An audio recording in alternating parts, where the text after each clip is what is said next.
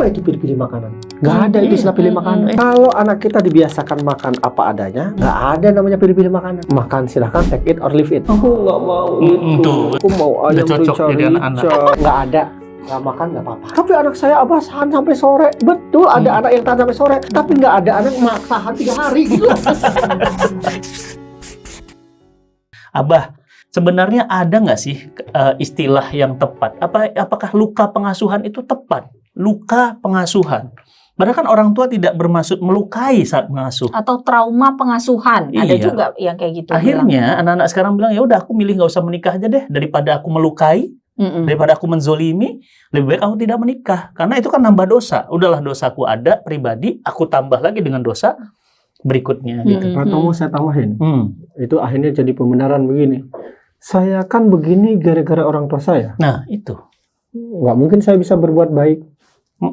Ini kan hasil Didikan orang tua. didik orang tua begini. Ya, jadi kan. Iya. Kalau ngomongin luka pengasuhan ini kan sebenarnya bukan diagnosis klinis ya, tapi kenyataannya ada meskipun sebagian orang tidak setuju dengan istilah ini. Istilah itu. Tapi bahwa kita pernah mengalami pengalaman traumatis itu nyata dengan pola asuh kita, betul nggak? Tapi sebetulnya bukan sudah terjadi atau tidak terjadi. Pertanyaannya, manusia bisa berubah nggak sih? Bisa. Yang dulunya jahat bisa berubah jadi baik. Jadi baik, bisa. Yang dulunya baik bisa berubah dong. jadi. Itulah plastisitas otak manusia gitu. Kabar gembiranya ya, artinya masa lalu kita buruk itu bisa membuat kita bisa berubah jadi baik. Iya. Ya, karena kita tidak bisa merubah masa lalu, tapi kita bisa merubah masa depan. Betul nggak? Betul. Banyak di antara kita, antum, ustadz, saya, misalnya, atau siapapun di sini pernah mengalami pengalaman buruk dengan orang tua kita. Iya. Tapi apakah kita pasti tidak punya kesempatan untuk jadi orang baik? Berubah kok. Jadi orang tua yang baik? Bisa. Bisa. Kuncinya apa? Belajar. Ya kan? Iya. Nah, biasanya orang-orang ini nggak mau rendah hati belajar sehingga dia tidak berubah. Akhirnya pola asuhnya adalah pola asuh warisan. Gitu ya. Luka pengasuhan itu kan nyata sebagai luka emosional akibat pola asuh. Pola asuh yang menyakitkan, ya, yang bisa kerasa sampai dewasa. Dan celakanya bisa kita lakukan lagi kepada anak kita setelah jadi orang tua gitu. Makanya disebut luka pengasuhan karena pengasuhan kita berulang yang negatif itu gitu. Kalau nggak berulang sih nggak apa-apa. Jadi buat beberapa orang yang merasa trauma dan akhirnya nggak mau punya anak, ya nggak apa-apa. Bagi saya itu adalah pendapat yang tidak bisa disalahkan daripada setelah dia tidak menyakiti anak. Tapi sebetulnya kita punya kemampuan merubah diri kita, memprogram ulang otak kita dengan pengalaman-pengalaman yang baru, yang positif, kan gitu. Bisa. Ya, buat Anda yang mau belajar, asal syaratnya mau belajar rendah hati, sayang sekali kalau kita tidak mau punya anak sebetulnya gitu.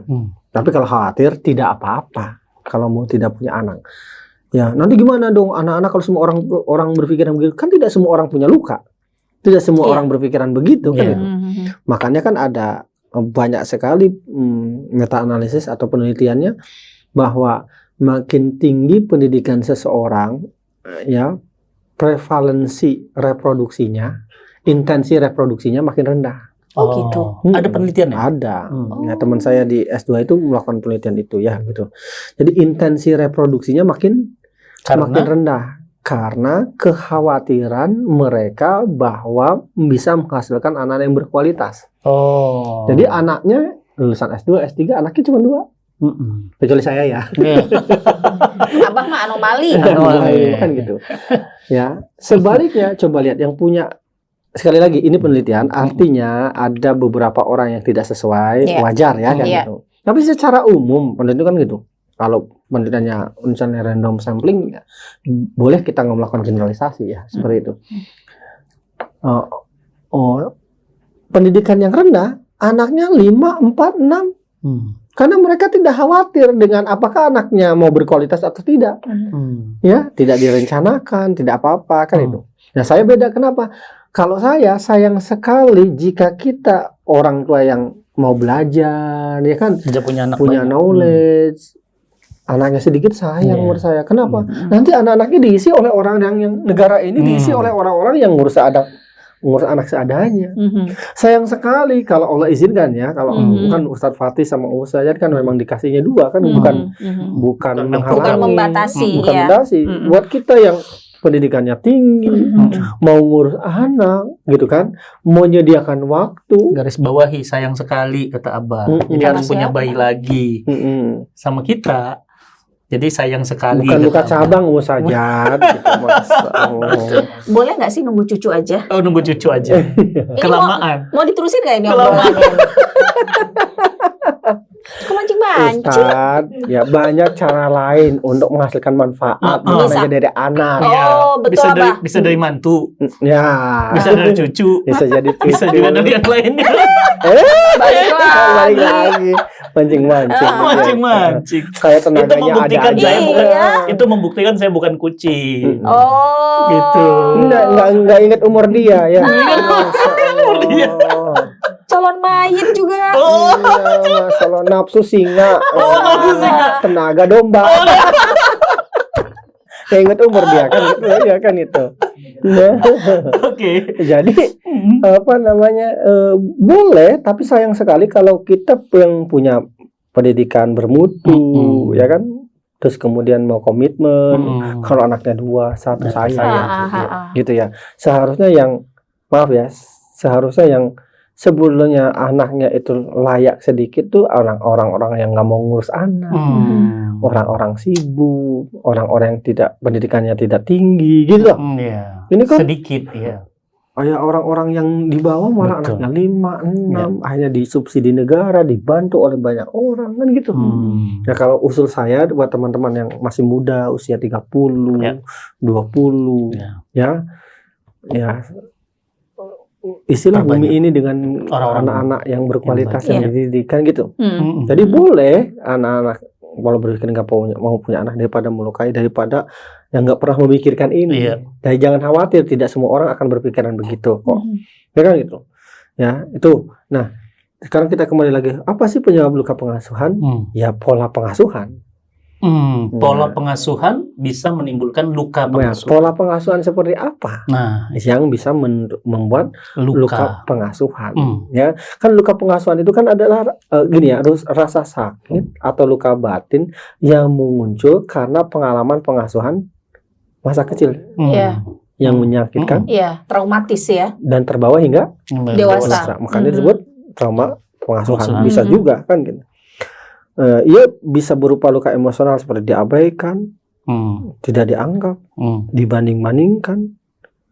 Nah, bisa kekerasan. Kekerasan dua, verbal, fisik. Ya, makanya saya khawatir sekali sekarang lagi muncul tren peradilan nggak usah ya, ketika gentle parenting tidak laku dan kembali lagi ke POC parenting. Saya khawatir sekali itu. Jadi harus pakai gaya VOC. Seolah-olah anak-anak itu tidak beradab kalau tidak VOC. kalau tidak VOC. Jadi nggak VOC itu kan membenarkan kekerasan, Iya. membenarkan kekakuan, membenarkan pemukulan bahkan. Ya, pernah dengar kalimat ini? Gua dididik dengan cara kekerasan, dipukul, tapi alhamdulillah itu yang membuat gua tangguh sekarang dan jadi orang. Pernah dengar nggak? Iya. Apalagi di culture kami, saya Bapak Sumedang, Sunda, Ibu Jawa, tapi saya lahir besar di Medan. Di Medan itu biasa. Apalagi culture Batak ya. Izin sama teman-teman yang Batak nih, beberapa kali saya lihat memang keras memang pendidikannya. Bahkan pemukulan, ya itu biasa. Teriak itu biasa dan benar juga ada benernya. Anak-anaknya jadi semua. Dan secara data, secara penelitian memang anak yang dibesarkan dengan kekerasan itu punya peluang untuk sukses secara performa. Ada. Benar, secara ekonomi. Iya, Tetapi kita ingat, ya sebetulnya ada masalah lain buntutnya yang nggak kita sadari. Masalahnya umumnya adalah masalah relasi, relasi dengan pasangan, relasi dengan anak, terutama saat dalam keadaan tertekan. Oke, karena biasa Ditekan. Nah, ketika kita sering disalahkan, dipukul, maka kita lagi mode otak reptil. Iya. Otak apa itu? Otak refleks, otak siaga. Lari. Ketika terancam, fight atau flight. Maka kalau ada beda, misalnya istri kita beda sedikit dengan kita lagi keadaan tertekan, itu kita tuh kayak merasa diserang. Ya, gitu. Oh, dampaknya di situ. itu secara ya. ekonomis ya jadi oke. Secara gitu. oke. Tapi secara hubungan personal. Saya jelaskan dulu bahwa ada dua pola di antara 4 pola asuh, ada 2 pola asuh yang membuat kita bisa punya peluang, tidak selalu, tapi punya peluang besar untuk sukses secara performa, materi, ekonomi, pendidikan, high level education, kan bisa. Ya, di antara 4 gaya pengasuhan. Ya. Apa saja? Oke, saya jelaskan dulu. Ibu namanya Ibu Diana Baumrin yang menemukan tahun 86 tentang gaya pengasuhan. Nah, 4 gaya pengasuhan ini, satu namanya permissive, kedua namanya neglected, pengabaian atau laissez-faire, ketiga namanya otoritatif, keempat namanya otoriter. Ya, nah 4 gaya pengasuhan itu lahir dari mana? Dari 2 variabel. Pertama namanya demandingness, kedua namanya responsiveness. Jadi 4 itu dari mulai yang kanan banget, kiri banget. Iya, Okay. ya. Jadi demandingness sama responsiveness. Oke, anggap aja ada 2 sumbu ya, Y sama X gitu ya. Iya, dia gitu gini. ya, gitu ya.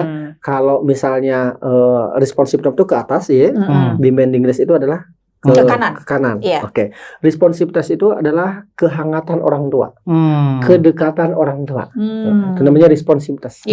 Demandingness itu adalah batasan atau kontrol atau ketegasan orang tua. Namanya itu demandingness, kan gitu. Gini, ya, ketika kita hangat dengan anak kita, tinggi, tapi minim ketegasan, minim kontrol, ya. Kehangatannya tinggi, minim kontrol, namanya permisif. Serba boleh ya. Serba boleh, gitu. Kita deket sama anak, ngobrol sama anak, kan kurang tegas. Itu ya, serba boleh, nggak enakan, tersinggung, nanti anaknya luka, kan gitu, nanti anaknya terjatuh, kan gitu. Ya, nanti anaknya marah, kan gitu. Takutnya gitu ya, diturutin, terus namanya permisif. Oke. Jika kontrolnya tinggi, terlalu ketat, tapi kedekatannya rendah, kayak namanya otoriter. Jadi nggak dekat hubungan dan perintah terus pokoknya keras. Kesulitan, kesakitan. Memang bagus secara performa tadi saya bilang. Datanya begitu, penelitiannya kan itu. Tapi ada masalah lain. Ya, masalahnya apa? Bayangin, diatur perfeksionis, disalahin terus tiap hari, itu kan terancam terus ya. Anak yang sering disalahkan terus kan, ya, ketika nanti istrinya, anaknya kalau laki-laki ya, berbuat kesalahan sedikit, itu ngamuknya luar biasa. Karena gua dulu digituin sama orang tua gua gitu loh. Iya enggak? Ya. Kita nih yang sering disalahkan sejak kecil, salah dikit, mecahin piring dikit, udah ngamuknya luar biasa orang tua kita, ya kan? Ya, ngejatuhin ini. Misalnya ini cuma gitu doang, jatuh dikit ya, itu, astagfirullahaladzim, apa itu ya Allah. Tapi kita pernah nggak ngamuknya tuh begitu luar biasa, gitu. Karena sebenarnya kita lagi memanggil masa lalu, gua dulu digituin gitu. Emang bisa ke recall? Bisa. Bisa Itulah yang namanya trauma. Recall lagi, kan gitu. Ya, nah, jika rendah responsiveness, rendah demandingness, namanya neglected. Diabaikan. Gitu. Jika tinggi responsiveness, tinggi demandingness, namanya otoritatif. Nah, ada 2 kuadran yang bisa membuat anak-anak sukses itu secara performa ekonomi, maksudnya otoritatif dan otoriter. Itu bisa sukses dua-duanya. Tapi meninggalkan relasi yang berbeda dalam hubungan biasanya. Sukses secara ekonomi, tapi ada nggak di antara kita yang begitu tidak nyaman sama pasangan kalau ada konflik? Betul. Banyak. Dan itu salah satu penyebab banyak public figure bercerai. Dua-duanya kaya, tapi begitu tersinggung dikit langsung meledak. Iya, karena merasa karena otak reptil terus yang bekerja, otak waspada, otak ancaman, beda pendapat dikit pasangan dengan kita itu dianggapnya membangkang gitu. Anak melakukan kesalahan sedikit, itu kita tuh kayak tidak mudah memaafkan, itu dianggapnya sebuah kesalahan dosa besar yang membuat dia masuk neraka gitu. Iya. Nah, karena kita terbiasa disalahkan gitu. Sejak kecil, maka kita tidak pandai untuk memaafkan kesalahan anak kita gitu. Ya, seperti itu. Jadi maka kembali lagi ke tadi, yang membuat sebagian orang bisa sukses itu sebetulnya bukan VOC-nya, tantangannya, karena kesulitannya itu benar, tapi bukan kekerasannya. Tidak harus, dan ketegasan itu tetap wajib, kontrol itu tetap wajib, tapi ketegasan itu berbeda dengan kekerasan. Ketegasan itu tidak membutuhkan teriakan sedikit pun.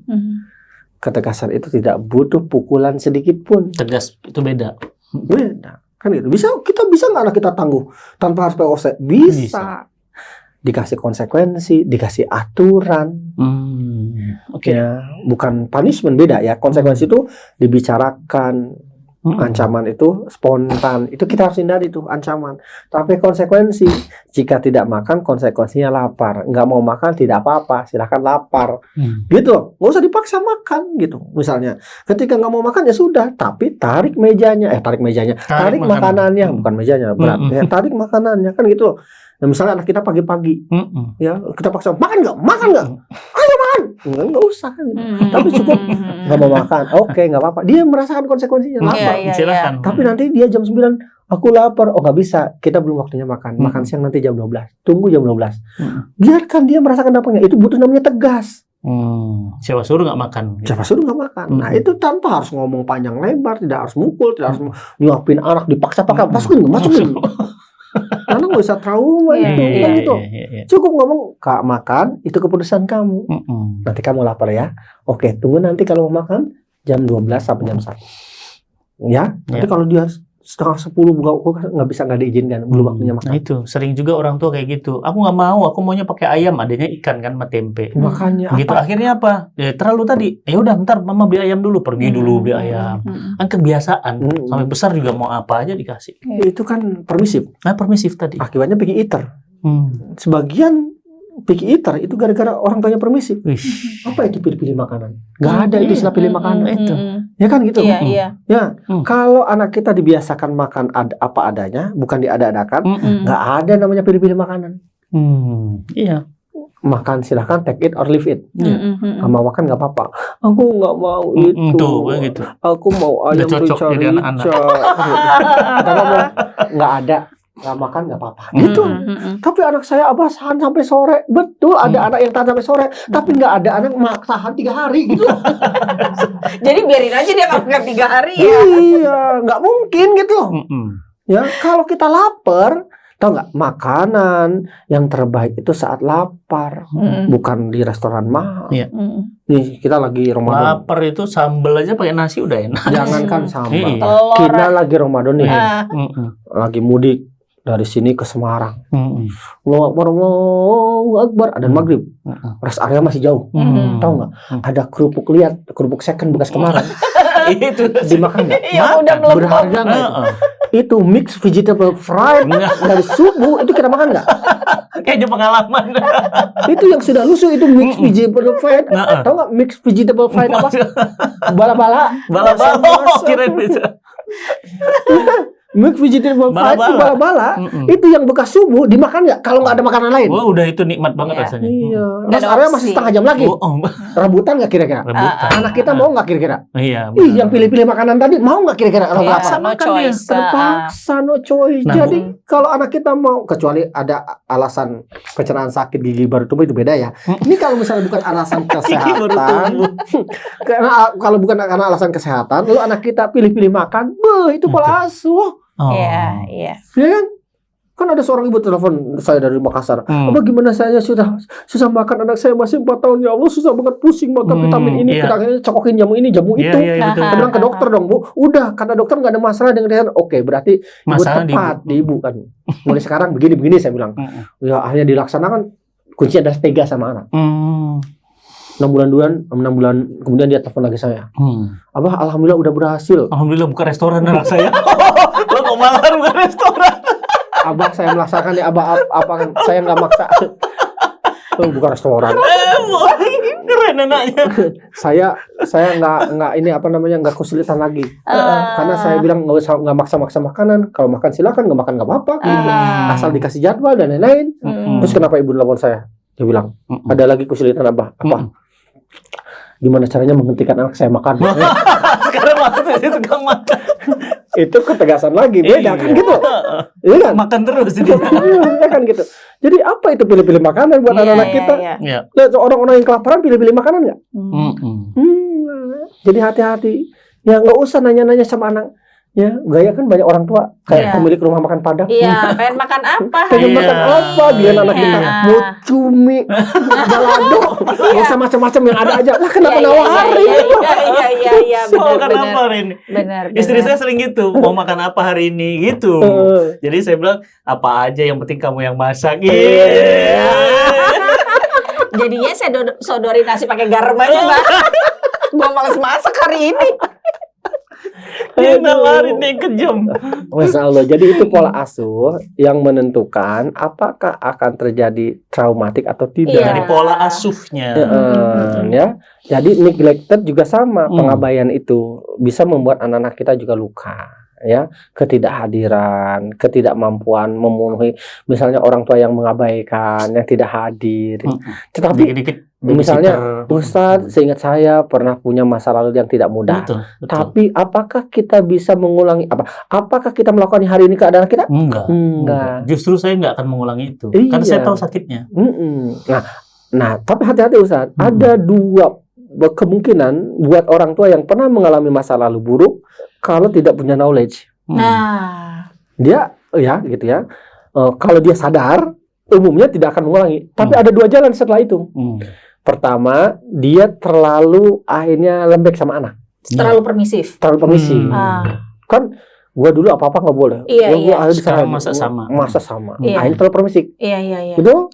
Satu lagi. Satu lagi, ya ini yang kemudian yang pakai knowledge. Ya gitu.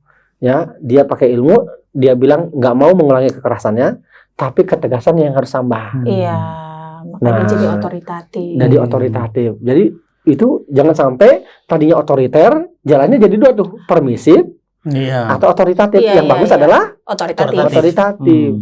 Ya, kebanyakan orang yang tanpa knowledge itu biasanya jadi permisif. Iya. Dan itu banyak, Abah. Ya kan, misalnya gua dulu nggak mau dipukul sama orang tua gua, tapi akhirnya jadi dibiarin. Jadi serba dibolehin. Iya, betul. Betul nggak? Gua dulu nggak pernah boleh keluar rumah malam-malam. Akhirnya serba dibolehin. Iya.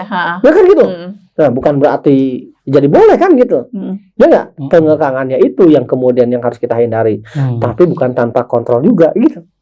Gitu teman-teman. Oke, jadi kalau begitu luka pengasuhan itu karena ada pola pengasuhan yang keliru, yang tidak sesuai dengan ada ilmu yang. Nah, pertanyaannya sering Mbak, ini juga pertanyaan yang Abah sebenarnya sering jawab, tapi mungkin bisa jadi teman-teman belum tahu. Ngapain sih belajar ilmu parenting? Karena dulu orang tua kita nggak belajar ilmu parenting. Anak-anaknya sukses sekarang, hebat-hebat jadi gitu. Kayak Abah. Jadi kayak Abah. Dulu ayahnya Abah, ibunya Abah kayaknya nggak belajar parenting gitu ya. Nggak ada tuh, nggak kenal luka pengasuhan, nggak kenal yang namanya otoritatif segala macam. Jadi orang kayak Abah. Nah, kenapa sekarang kita harus belajar gitu loh? Coba. Jawaban singkatnya adalah orang baik berhenti belajar, berhenti kebaikannya. Orang baik. Sebagian kita pernah pakai Nokia nggak? Iya. Masih pakai Nokia? Udah nggak. Pindah ke mana? Pindah ke Android. Salah. BlackBerry dulu. Oh iya, betul. Iya, betul. Sebagian kita pernah pakai BlackBerry? Pernah. Masih pakai sekarang? Udah nggak. Kenapa nggak pakai? Udah berubah. Salah kita atau salah BlackBerry? Nggak ada yang salah. Kalau nyari kesalahan? Salah BlackBerry-nya. Kenapa nggak pakai BlackBerry? Karena dia nggak berubah. Benar. Sama. Zaman dulu orang tua kita, mendidik kita seadanya tanpa knowledge, insya Allah safe. Zaman itu. Karena tantangannya sama atau beda? Beda. Kesulitannya sama atau beda? Beda. Lingkungannya sama atau beda? Beda. Dulu satu kampung, satu komplek itu homogen nggak kira-kira? Iya, begitu semua sama. Meskipun sukunya berbeda-beda, ada value yang sama. Musyawarah, gotong royong. Betul? Menuakan tokoh masyarakat. Betul. Apa sebabnya? Informasi terbatas. Apa yang menyebabkan informasi terbatas? Apa dampak dari informasi terbatas? Kredibilitas orang dewasa, ustadz, kiai, guru, otomatis lebih didengar. High level. Iya. Maka kalau kita nasihatin orang tua, nasihatin anak-anak kita, otomatis sebagian besar kita akan ngomong nggih, mohon, iya. Bukan kita otomatis soleh. Sebagian kita pernah membantah nggak? Jujur, pernah membantah nggak orang tua? Pernah. Tapi seringkali kita kalah.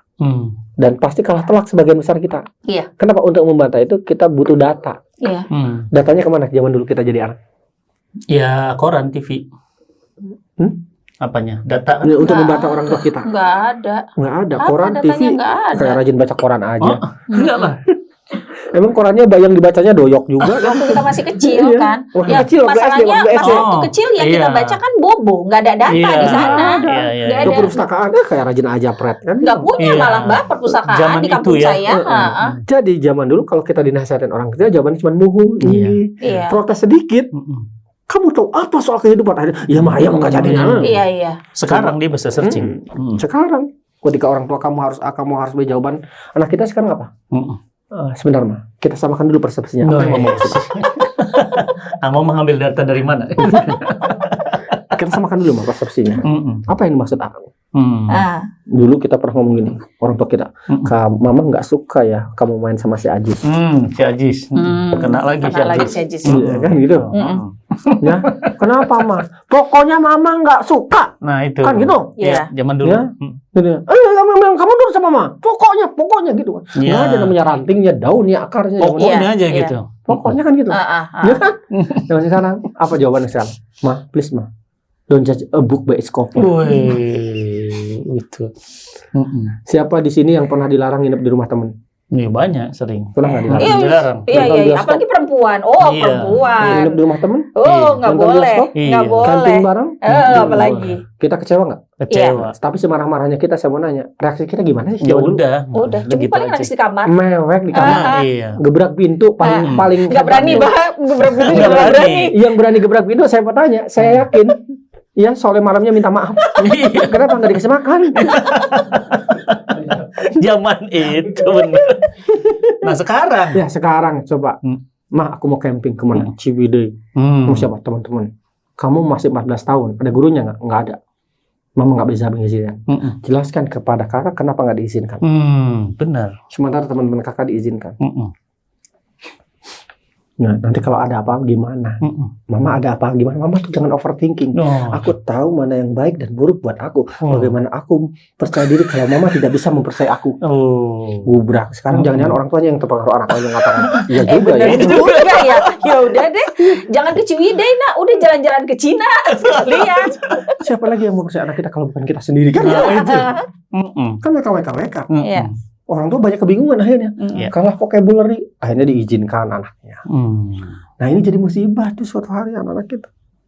Ya nggak? Iya. Belum lagi anak kita keliling dunia setiap hari lewat medsos. Ya. Ya, betul. Banyak PR kita. Dan sebetulnya tidak harus banyak pengetahuan yang kita miliki sebagai orang tua. Tidak harus ada prinsip-prinsip dasar pengetahuan yang kita miliki. Bagaimana komunikasi yang benar sama anak, ketegasan itu bagaimana. Gitu, memahami tahapan tumbuh kembang nggak terlalu banyak kok gitu. Nah, yang penting kita nggak berhenti belajar. Jadi artinya bukan berarti orang tua kita salah, tidak juga. Kan di zamannya masih relevan. Masih relevan. Sementara zaman sudah berubah. Ya mungkin ada salahnya, tetapi kesalahan waktu itu juga bukan penyebabnya karena orang tua kita pengen begitu. Iya. Kan gitu. Iya nggak? Iya. Karena sebagian orang tua yang otoriter itu sebenarnya mereka melanjutkan apa yang dilakukan oleh nenek warisan sebelumnya. Iya, mewariskan. Jadi sebenarnya bukan salah ayah ibu kita, salah kakek kita. Dan kakek kita pun nggak pengen begitu. Itu kan negara salahnya ibu kita. Dan nanti ujungnya salah Nabi Adam. Salahnya Belanda, Salahnya Belanda. menjajah Indonesia. Jadi maksud saya cukup sudah mengutuk masa lalu. Iya. Ya, karena mereka pun begitu nggak ada pilihan. Nggak ada referensi, maka itulah pentingnya belajar. Saya jadi ngerti kenapa kita setiap waktu selalu mendoakan orang tua kita. Dan itu adalah bagian dari tanda cinta kita sama orang tua. Ternyata kita jadi tahu orang tua kita punya kesalahan yang bisa jadi dia nggak mau. Iya, dia nggak sadar. Dia nggak ngerti. Mukulin anak itu menurut dia zaman itu. Pok, kamu supaya itu kamu bagian tuh, dari pendidikan. Ternyata itu melukai anaknya. Tapi kan nggak tahu. Ini nggak tahu. Dan ketika besar anaknya berdoa, ya Allah ampuni ibuku. Jadi saya jadi ngerti, oh itu kenapa kita diminta terus mendoakan. Iya. Karena bisa jadi orang tua kita nggak ngerti. Ya dulu saya itu sering banget dimasukin kamar mandi sama bapak saya, dikunci di dalam, udah dibiarin aja, dimatiin lampunya, dibiarin aja. Dan dulu saya pernah ngerasain bapak saya dengan ya pengacara ya lawyer. Jadi kalau udah nggak denger itu ambil tali pinggang, dan tali pinggang itu tali pinggang tentara yang kepalanya ada besinya, itu biasa. Jedar itu biasa. Nah, tapi saya mikir lagi kalau itu kemudian orang tua saya lakukan kepada saya dan saya jadi hari ini, saya bilang ya Allah, jadikan semua pahala kebaikan yang hamba punya, hadiahkan untuk orang tua hamba ya Allah. Itu kan karena perubahan mindset tadi. Dan perubahan mindset karena perubahan ilmu kan. Coba bayangkan kalau kita nggak belajar. Dendam kali sama bapak. Benci sama orang tua. Benci sama orang tua. Kalau saya sekarang sayang banget. Ini pemirsa, insight dari Ustadznya keren banget ya. Madi merubah mindset kita. Mindsetnya berubah. Bahwa orang tua begitu tuh tidak datang dengan Dia nggak ngerti. Dia nggak ngerti. Apalagi sekarang ketika saya bisa nangis Mbak kalau ngeliat ayah saya sekarang gitu ya, sudah tua. Kadang-kadang kalau teringat lagi saya, tuh ini orang yang mukulin saya dulu, dulu yang masukin kamar mandi. Masih ingat saya, bentuk kamar mandinya masih ingat. Cuma dan kita sadari itu kan luka, nggak boleh kan luka. gitu. Saya tahu itu salah, gitu. Itu salah bapak gitu. Tapi kan bapak saya nggak ngerti gitu. Udah saya tinggal, ya Robi, dia ayahku. Aku nggak pernah memilih dia. Ya Rob, kalau aku punya pahala segede apapun yang engkau kabulkan, ya Rob, hadiahkan buat bapakku. Iya. Itu kan perubahan mindset. Masalahnya sekarang banyak anak yang nggak mau merubah mindsetnya. Ngapain kau terima bapak kayak gitu? Bapak kayak gitu bukan bapak gua tuh. Pokoknya bapak. Aku benci sama bapak. Nah itu. Nah jadi akhirnya dendam sama bapak. Dan itu banyak. Akhirnya ujungnya nggak mau nikah, nggak mau jadi bapak, Atau malah mewariskan kembali luka itu ke dulu istri dan anak-anaknya. Kakek kamu begini sama bapakmu, sekarang kamu begini harus ngerasain. Wah, itu, Makanya kita nggak mau, ada lebih banyak lagi rumah tangga yang suami atau istrinya tuh menularkan luka itu ke keluarganya. Makanya saya tuh kan pingin banget ya semua anak-anak itu yang punya luka di masa lalu gitu ya, memaafkan orang tuanya. Nah, memaafkan. Betul. Dan sebetulnya ini kata kuncinya juga, memaafkan orang tua itu tidak mudah. Ya kalau mau jujur termasuk saya. Saya bilang ke anak saya gini, mirip sama antum. Saya dipukul, bahkan dilempar golok. Supaya saya lebih gede. Bahkan saya sampai ngomong gini, kenapa saya dilahirkan kalau lebih sakit? Karena nggak muncul kita gitu. Iya. Betul nggak? Iya, betul. Sedih banget. Tetapi yang membuat kita berubah apa sih? Karena kita belajar. Iya. Yang membuat kita akhirnya paham, ayah ibu kita begitu, maksudnya begitu. Setelah saya periksa kakek saya lebih sadis lagi. Kan gitu loh. Ya. Yang membuat kita berubah itu karena belajar. Dan ketika kita memaafkan orang tua, pada dasarnya bukan untuk orang tua kita loh. Tapi untuk kita. Iya. Memaafkan itu apa sih? Melepaskan beban. Ya, penyakit yang ada di hati kita, kita lepaskan. Saya ikhlas ya Allah orang tua saya. Begitu kata ketidaktahuan mereka. Dan hubungannya jadi baik akhirnya dengan orang tua kita. Ya kan? Dengan ayah ibu kita jadi positif. Kita rubah akhlak kita. Nah, bisa nggak segala macam penyakit atau trauma luka itu sembuh? Ya mungkin tidak mudah. Tapi setidaknya supaya tidak mengganggu kita bisa. Nah, dengan cara satu belajar. Kedua, kita merubah perilaku kita dengan modal belajar itu, lalu lakukan sesuatu yang ngasih manfaat sama orang, sehingga muncul validasi harga diri kita meningkat gara-gara dampak yang kita berikan. Tapi sebagian orang, ya, justru gara-gara dibesarkan dengan penuh tekanan kekerasan itu, cari validasinya dengan pengakuan orang lain, NPD lah, ya kan itu, haus pujian lah, gitu kan. Merendahkan orang lain lah gitu, gara-gara tidak belajar. Jadi yang menyelamatkan kita sebagian kita ini perasaan kita berprestasi, berdampak pada orang, dan hampir semua hubungan kebahagiaan itu muncul dari hubungan yang baik, hubungan dengan pasangan yang positif. Dia membuat antum bisa bertahan. Betul nggak?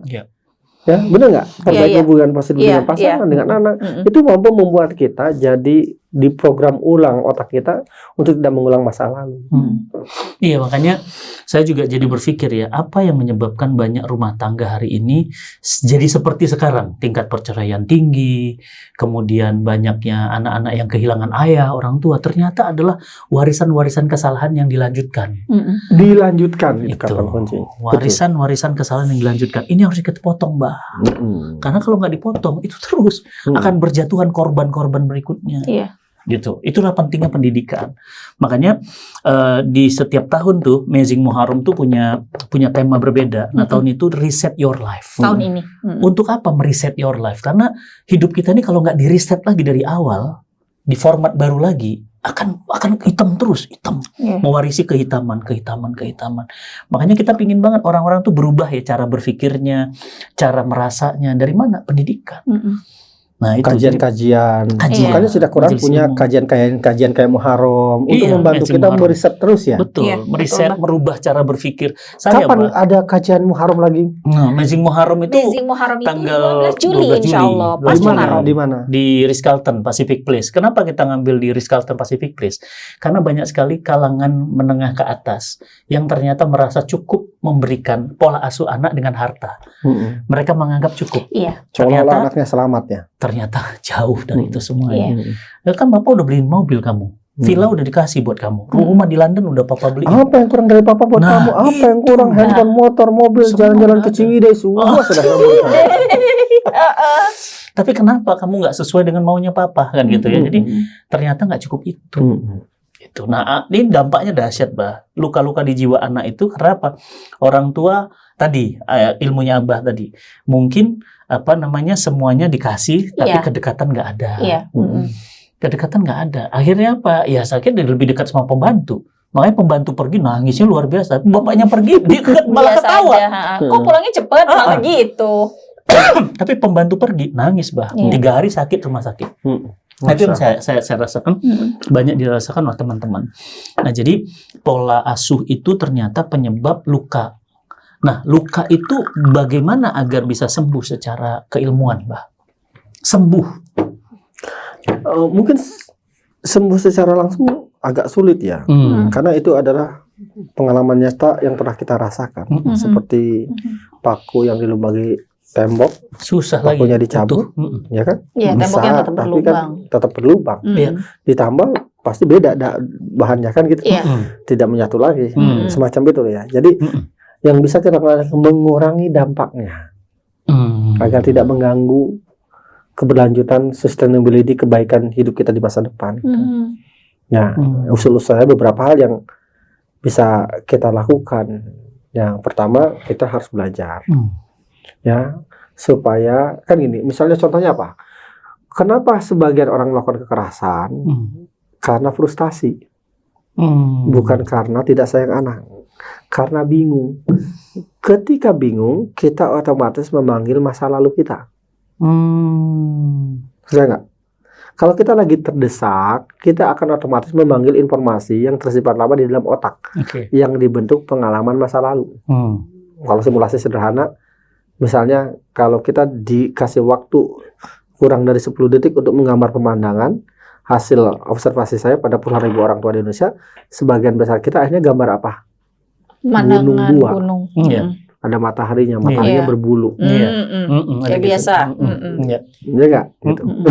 Nah, kalau kita banyak waktu, kita akan gambar yang lain. Gitu kan? Ya, tapi kalau kita nggak punya waktu terdesak, kita akan menggambar pasti aja yang sudah ada di otak kita. Nah, jadi kita banyakin referensi gambarnya. Bahwa pemandangan itu bukan hanya gunung 2. Ada pantai, air terjun, ya. Tidak harus gunung 2 lalu ada jalannya, ada pohonnya, ada rumahnya, ada sawahnya, ada bentuk burungnya mirip sawah kan. Referensinya ya. Referensinya kita banyakin. Referensi itulah informasi. Mafahim kalau bahasa kajian kita. Tinggi kali bahasanya. Mafahim. Ya, jadi ketika terdesak akhirnya kita banyak referensi. Jadi kita harus program ulang otak kita dengan belajar. Belajar itu mampu menyembuhkan. Mampu mengurangi dampaknya. Kan coba tanya semua orang tua yang memukul anak. Pengen mukul anak gak? Enggak lah. Dan sebagian besar mereka tahu teorinya salah. Tapi kenapa memukul? Karena bingung. Nah, kenapa kita bingung? Karena nggak ada referensi lain. Ya. Seakan-akan inilah cara. Satu-satunya banyak cara. Orang, tau nggak? Ketika orang tua melakukan ini, saya sudah melakukan banyak cara. Sebenarnya kalimat itu ada kalimat frustasi. Saya yakin tidak semua cara dia lakukan. Dilembutin, ngelunjak, dikasarin, makin kasar. Jadi udah aja pukul. Udah aja pukul. Bukan itu sebenarnya. Banyak. Nih ginilah kayak saya pernah membeli sebuah laptop. Ya, pokoknya melok merek laptopnya adalah mirip buah-buahan, jeruk tapi keroak gitu. Iya. Oh, jeruk yang keroak gitu ya. Okay. Saya kan tadinya beli laptop bertahun-tahun pakai laptop merek Pintu. Jendela boleh lah, bahasa Inggrisnya jendela apalah kan itu. Lemari juga boleh. Lemari boleh. Loading kalian yang nonton. Ya bertahun-tahun kan kita sebagian besar pakai merek jendela itu kan. Iya. Betul? Iya. Nah, coba teman-teman rasakan kayak saya, beli laptop pakai merek jeruk, gitu kan? Ya, lalu saya gara-gara sibuk, saya beli laptop itu, ya, cuma diajarin cara nyalain dan cara matiin. Belum sempat ngulik. Saya masih ingat belinya di BSC Jalan Purnawaraman Bandung tahun 2010, beli laptop jeruk itu pertama kali. Setelah seminggu saya buka, ya, bingung. Iya. Mana klik kanan, mana klik kiri. Terus nggak ada Microsoft PowerPoint. Oh iya, aplikasi sejuta umat. Microsoft Word. Iya, betul. Karena referensinya. Iya, lalu apa gimana? Kira-kira bayangkan jadi saya. Iya. Beli laptop mahal menurut bukan syarat, tapi nggak bisa pakai. Gimana rasanya? Oh, bingung lah. Stres. Kesel? Iya. Kesel. Sakitnya tuh di dompet, tau nggak? Oh, Iya, di dompet sakitnya betul. Iya, betul. Benar sih, Bah. Mana harganya al-mahali lagi ya. Akhirnya saking saya keselnya, saya hampir banding itu laptop. Untung saya punya agama. Kelas. Ada kelas untung saya punya agama. Agama saya mengajarkan apa? Kalau dibanting. Oh gitu. Gimana? Kira-kira kalau barang dibanding apa? Nggak boleh. Mubazir. Kan itu. Pasti agamanya Islam ya. Aduh. Kalau nggak mau dibanting tuh, karena ada frustasi. Ada frustasi, kesel kita. Iya. Kan gitu. Nggak barang nggak guna kan gitu. Pau kali nih barang. Keluar. Medan. Ini orang Medan siapa? Loading nih orang yang bukan Medan ini. Ya kan belakang gue laptop kan gitu. Ya kan jancok nih laptop. Iya. Offside. Masih marah semua lah ya. Pokoknya keluar caci maki macam-macam gitu. Kalau tidak punya agama. Iya. Saya punya agama. Saya nggak ngomong itu. Jadi apa saya lakukan? Akan lebih bermanfaat jika laptop ini saya kasih. Untung ada adik ipar saya dari Jawa Timur namanya Yusuf. Yus, aku nggak bisa pakai laptop ini buat kamu. Ternyata dia juga bingung sama mau banting juga. Dia kan suka ngulik. Karena dia punya agama juga. Enggak, dia ngulik kan. Terus tapi dia bingung kan? Dikasih laptop mahal, terus dia bingung. Iki beneran Mas katanya. Iya, daripada aku banding aku rusak, kamu manfaat. Kenapa Mas? Nggak bisa pakai. Aku nggak tahu cara makainya. Setelah itu dia mengucapkan kalimat yang saya akan dia menyesal seumur hidup. Apa itu? Nah, Mas kan banyak tutorialnya di YouTube. Saya bilang, ya juga nggak jadi use. Nggak jadi. Jangan sampai punya ipar kayak gini. Akhirnya saya pelajari. Sebentar, aku pelajari dulu ya.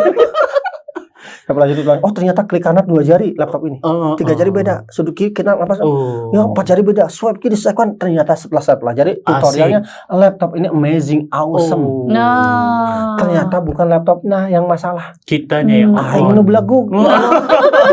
Saya yang nggak bisa, saya yang nggak paham. Termasuk juga dengan anak. Berbagai macam. Bukan anaknya yang salah. Perilaku anak yang membuat kita frustasi, stres. Ya Allah. Anak yang bermasalah atau kita yang bingung? Kita. Masa anak rewel, tantum, anak pacaran, anak jatuh cinta, anak kecanduan gadget, anak melawan. Belajar nggak? Masalahnya adalah ratusan juta disiapkan untuk biaya walimah, berapa juta disiapkan untuk bisa jadi orang tua. Iya. Iya. Makanya ikut PSPA. Investasinya nggak mahal. Udah capek. Tadi udah endorse Cahaya Nalar, sekarang endorse PSPA. Enggak, daripada investasi yang mahal, PSPA itu Oh iya. Murah loh PSPA itu. Iya, daripada bingung ngurus anak. PSPA itu apa? PSPA itu programnya apa? Iya, trainingnya Abah untuk jadi sekolah untuk jadi orang tua. Iya. Intinya. Karena orang tua itu ada sekolahnya. Kamu udah Abah pernah ikut, bikin kan? Udah 2 hari aja. Tuh. Sebentar. Maghrib. Memang. Harus ikut sih teman-teman. Jadi itu cara untuk mengendalikan anak. Iya. Orang tua yang baik. Kita sama belajar kayak jadi tadi orang laptop, tua. daripada dibuang dibanting gitu ya. Jadi belajar. Terus akhirnya dari belajar itu kita Menyembuhkan punya apalagi? keterampilan. Iya. Ya kan? Lalu kemudian berdampak. Jadi lalu relasi yang baik. Itu insya Allah luka-luka itu nggak kerasa sama sekali. Sesekali muncul, oke. Iya. Tapi gara-gara kita hubungannya positif, kita punya banyak keterampilan, nggak bingung lagi sama anak, maka gambar gunung itu nggak akan dipanggil lagi gitu. Iya. Ya kan gitu. Ya. Banyak hal yang bisa kita lakukan untuk bisa mengurangi dampaknya. Dan yang saya rasakan sebagai anak yang luka dari korban pengasuhan yang dalam tanda kutip mungkin orang tua saya tidak memahami, tidak paham ya. Saya akhirnya sekarang tuh sibuk dengan amal-amal yang bermanfaat buat orang lain.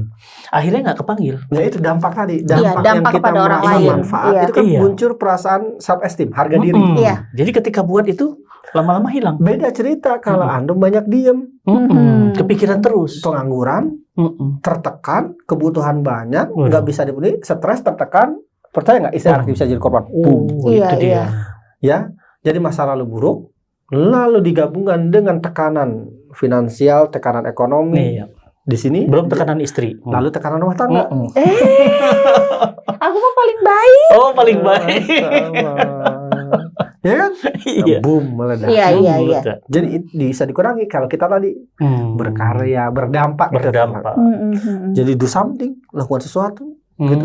Akhirnya itu akan mengurangi dampaknya. Jadi kita jadi paham pola pengasuhan itu ya berarti adalah berdampak kepada nanti luka pengasuhan itu adalah hasil dari pola pengasuhan. Maka yang di polanya negatif ini yang harus diperbaiki. Iya. Dan teman-teman ini kita luar biasa obrolan ini semuanya daging manfaat ya. Saya senang banget kalau teman-teman ikut bantu share, share ya supaya makin banyak orang juga yang terdampak kebaikan. Insyaallah.